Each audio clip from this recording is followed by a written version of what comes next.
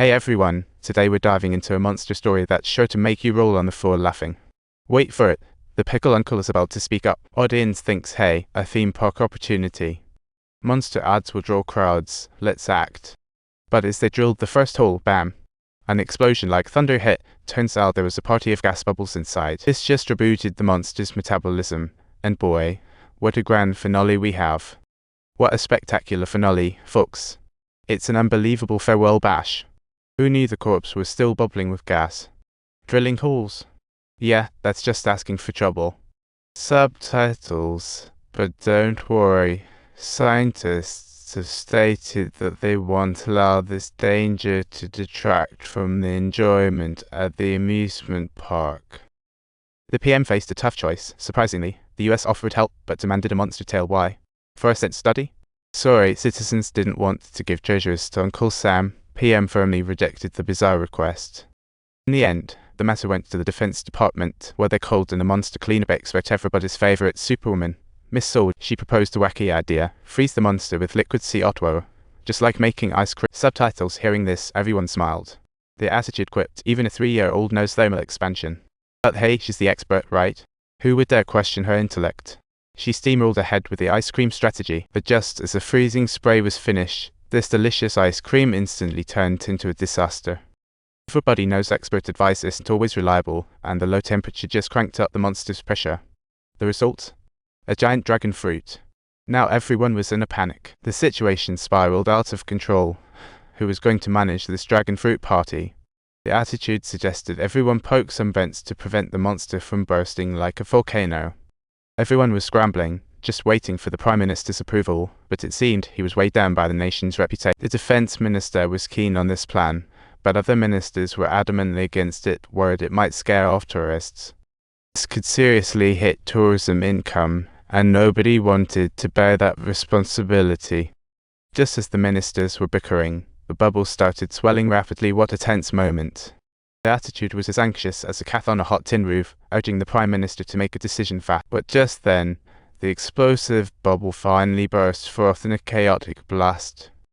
Enormous clouds of smoke erupted upwards, releasing a horrendous stench, and chaos ensued.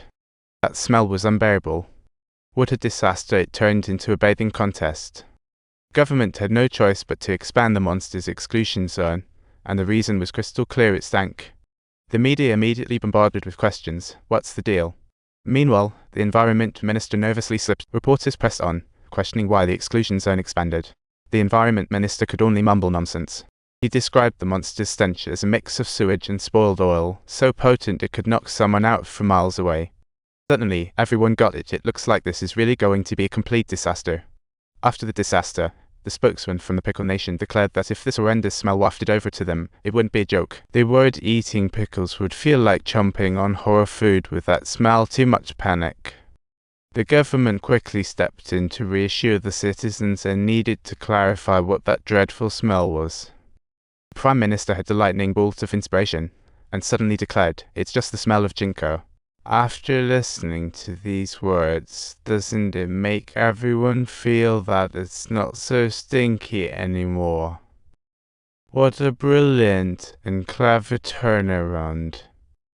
Although the monster's corpse was still a big threat, the Prime Minister didn't want any more nonsense from the experts. Time to handle this.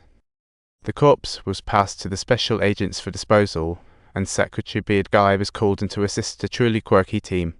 You see, Beard Guy and Cinta were both once special agents, best buddies for life. Yuki was once Cinta's girlfriend, but decided to marry out of guilt. What a tangled emotional web. 3 years ago, a mysterious light bulb descended upon them. Cinta got sucked into the realm of light. Little did he know he was chosen for something big. 2.5 years later, Cinta made a mysterious comeback as an agent, with no one knowing what had been through. Yuki had plenty of questions about Cinta's return, but could never get answers. Such a frustrating situation. Yuki didn't want to cling too hard, since Cinta was now a dad, and her husband was Beard Guy. What a modern love story.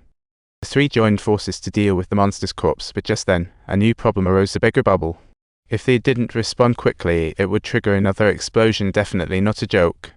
This explosion would make the radius of the corpse 20 kilometers of unbearable stench, a vicious cycle of spreading panic.